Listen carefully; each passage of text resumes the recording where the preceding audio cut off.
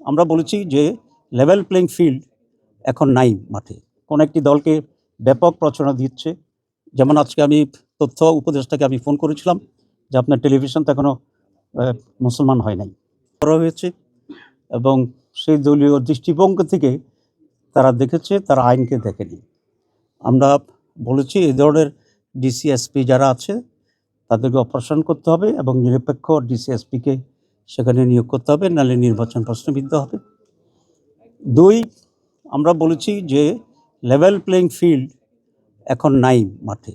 কোনো একটি দলকে ব্যাপক প্রচারণা দিচ্ছে।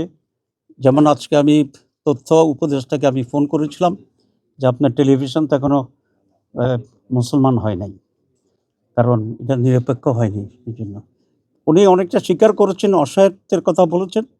আমরা বলছি এটা অনতিবিলম্বে প্রচারণা যেন ইকুয়াল হয়, সেই ব্যাপারে উদ্যোগ গ্রহণ করার জন্য।